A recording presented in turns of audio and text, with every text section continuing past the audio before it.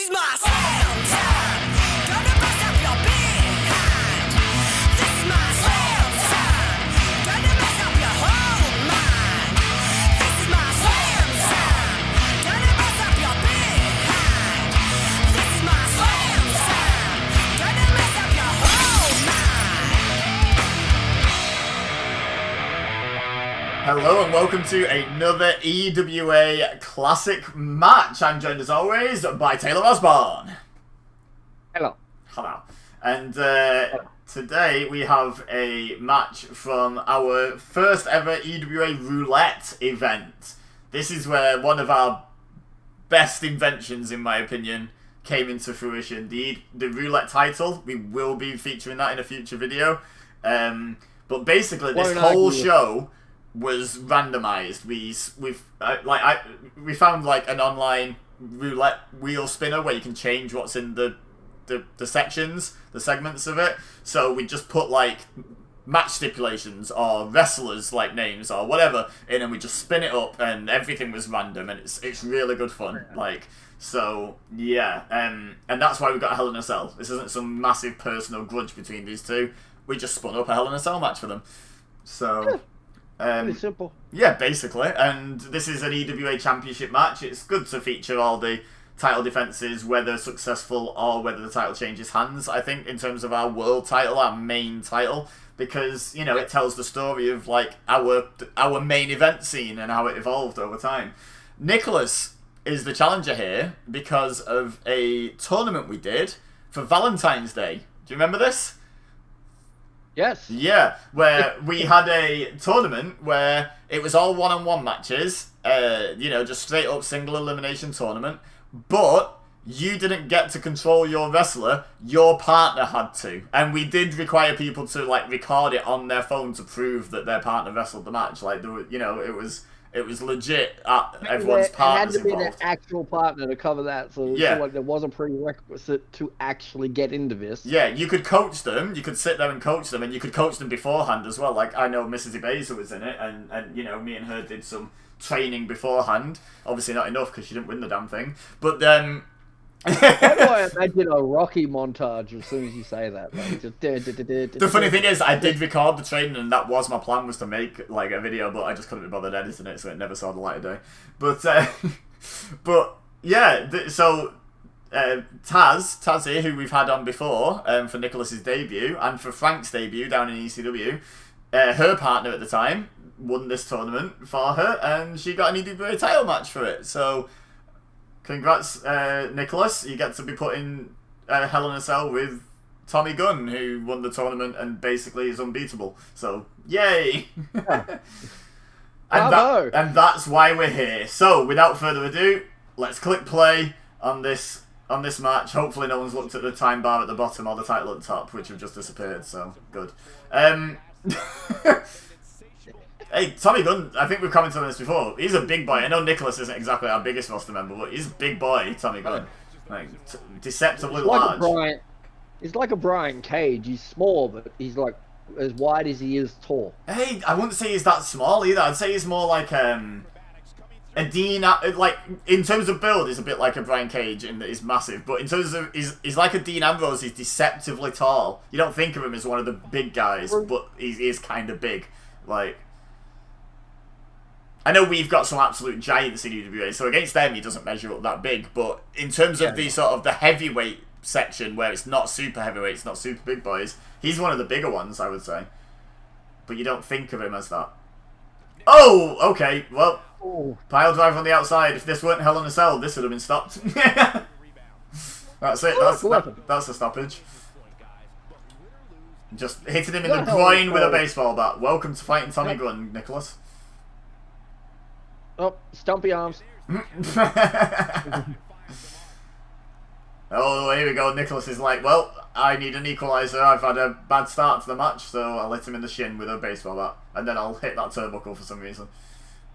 At this point, I think a taser would be an equaliser.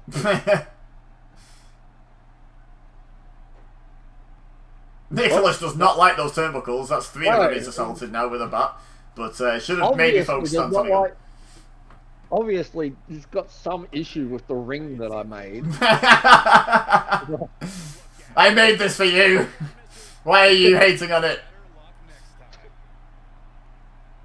Uh-oh. Oh. Oh, okay, into a cutter. Oh. Don't remember that move. Like, existing. Oh, it does. Just don't see it often. Yeah. Nicholas fighting back, though. Good job, Breaker. Funnily enough, a couple of recording like videos ago, you were asking about the carry system. To get that cutter, you actually got to put him into the powerbomb carry to activate it. Oh, have you? Okay. Yeah. Right. Didn't know that. So there we go. Yeah. Learn something new. Yeah. There's an end of days. Oh, jeez. Is that it? Is that the end of Nicholas's days? Yes, it is. Yes. Well, apparently it is. Yeah. All right. Thanks, No, what? thanks, Tommy Gunn, for always ending the match super quick. The video super quick after the match ends. Oh, I actually managed to click play. I actually managed to click pause at the exact moment where, you know, God, I've done it again. Stop. Right, I'm just gonna do. Just walk it. Just do it. There. That'll do. There we go. There. It's super fast. Like, he could have at least let him get to his feet. Jeez. No, I don't think he does. It's like Hook. It's like Hook. He wins the match and he just leaves. Like. No, this is worse than Hook. He basically got the pin of an instant transmission out of the ring, like teleported. Like, I'm out. Quantum leaped home. Yeah, he's like, I'm done here.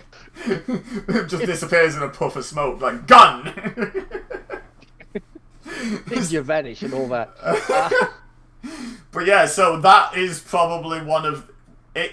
It's one of, because we both know there was a shorter one. It's one of the shorter matches in EWA history, but definitely I would say the shortest world title match. For a year, yeah, easily. And I dare say this is probably the shortest match for about a year. Yep. One of the things that, yeah, at least I would say it took at least a year to get something shorter than this. But you know, sometimes you just miss a kick out. Like, I have no doubt. I mean, I remember even from day one, Nicholas Tazzy was really good at kickouts. So I think that's the biggest shock, was not so much that Tommy Gunn dominated the damage in the match, because Tommy Gunn was really good. Like, it's more the fact that it only took one real pin attempt to put Nicholas away, because Nicholas was the finisher barrier. Like, Nicholas would happily kick out of like 5 of your finishers in a match sometimes. You'd be like, God damn it, put my finisher over. Yeah. Like, so I think that's the big surprise, really, is that it only took one. Oh yeah. But yeah, one of the shorter matches up to this point. But like, Tommy Gunn was just really good, honestly. You know. We've talked about this ad nauseum at this point, how good the controller of Tommy Gunn / World Cruise was. But, I mean, what else do you talk about? He's just mauled someone in under 3 minutes. Also, to be fair, he's been in like 50% of everything. Yeah, because we're featuring main event titles predominantly, and he's in all the videos because he's all the champions for most of the time. Like, yeah, so, you know... Yeah. It's not believable for us to say he was shit. He got lucky. Like, yeah, he got lucky a lot. Beginner's luck. He was new to the game. He got a lot of beginner's luck at the start. He realistically, in chats, he was a nice guy, so everyone felt bad for him, and they just lay down. Yeah, basically. Yeah. Like I say, the only person Tazzy didn't bother kicking out of the finisher because she just felt like he deserved the win. She's too nice of a person. I know. Yeah. By the way, Tazzy, if you're watching this, sorry we didn't invite you in, but we didn't think it was worth it for a 3-minute match. Oh, like, you know, the time it takes to set up we've been wasting your time. Yeah. Like, you could have done something else with those 3 minutes. So I hope you did. I hope you enjoyed those 3 minutes. Whatever you did while we were recording this, I hope you literally could have boiled an egg. I hope you had a nice egg. Yes. I've got nothing. I'm just planning for time because it's going to be such a short video. But there's nothing else to say. Tommy Gunn dominated, as Tommy Gunn did tend to. Nicholas had a slip up of not kicking out of a finisher because Tazzy legit had such a good kick out game. Like, so it just a combination of being up against a really good competitor who can earn themselves a finisher and dominate you early, but also then getting unlucky and missing your kick out. I don't know. She might have had a bit of lag or something. Like, it could have been super unlucky, you know. So just unlucky Taz, you're on the wrong side of the history books for now. But don't worry, you don't hold the forever record, so don't worry about it. No. We do beat it. I don't think that record. I don't think that record's going to get beat. I don't think. I mean, it almost did the following week, but we'll get there. We'll True. get there because we're covering historic moments. So I feel like the shortest match in EWA history should be covered. It has to be. I feel like it should be. But no, I mean, while we're at this point, I mean, it's a good time for, considering how short it is, to add a few minutes to the video. Good time to sort of like go over sort of like where we're sort of planning to go at this point, because we've covered the first champions and all other things. We've said a few times we're sort of looking for historic matches or classic matches from EWA. We're going to be doing a lot of the title matches if they exist and if we can find them. You're probably going to notice too the arenas are going to chop up a lot because we're trying our best to keep them in order, but at the same time we're trying to organise times to talk with other people with us, because it's been fun. We'll have some coming up. Yeah, it's been fun when people have debuted and we've collaborated with them. So if they're involved in a historic moment, then why not get them back? You know, it's just been a lot of fun to chat with them about their character and their memories of it. You know, because they probably remember it better as well. Like you remember your own matches better than you remember anyone else's.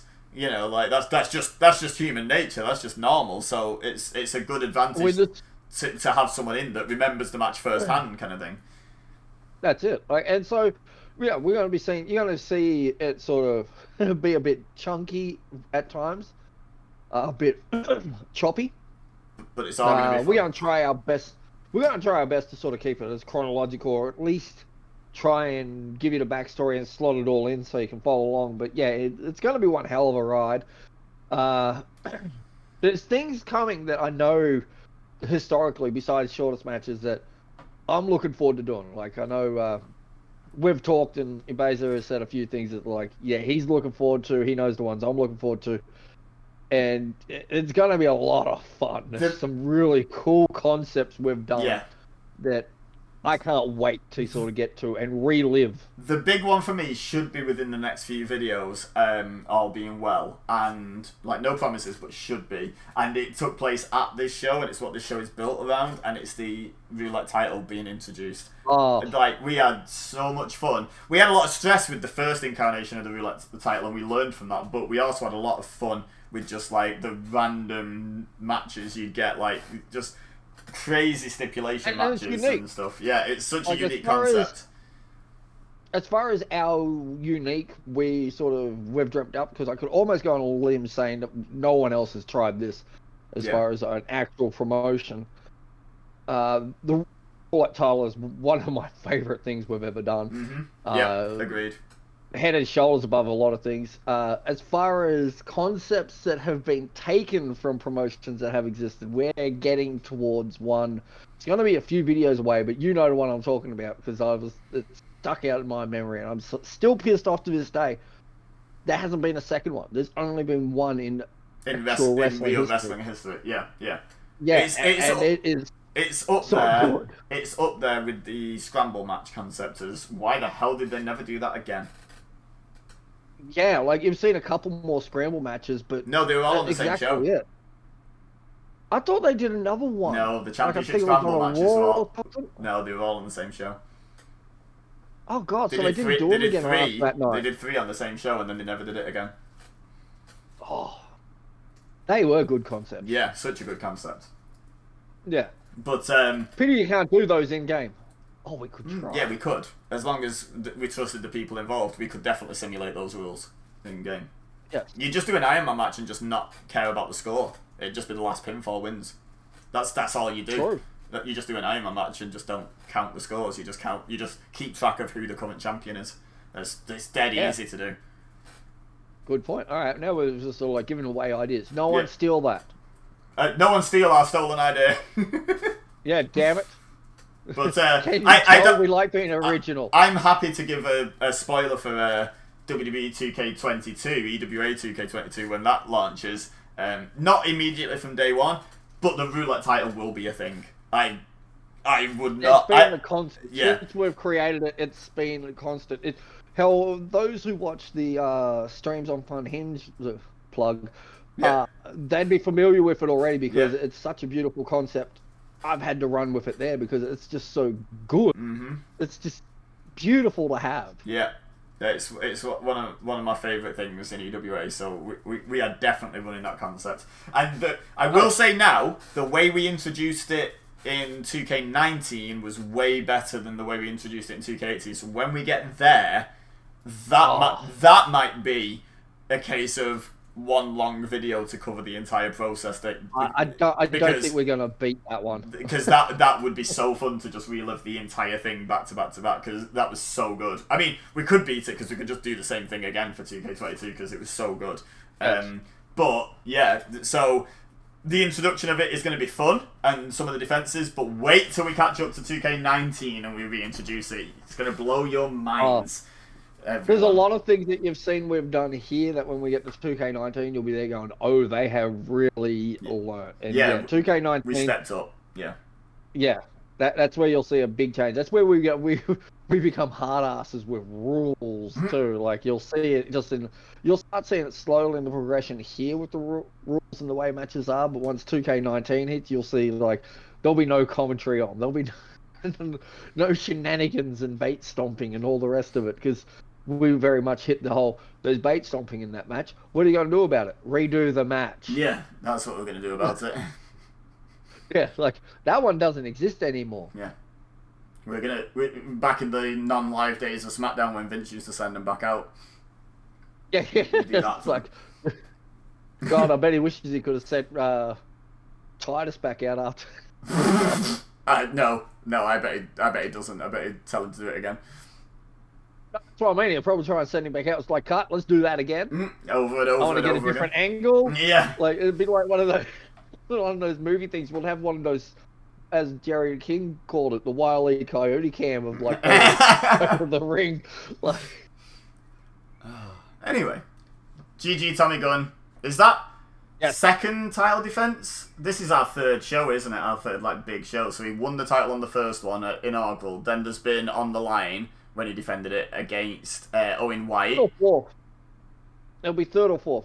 So I reckon this is his third title match, second defense. Yeah. He won it, and then I think this is his second defense.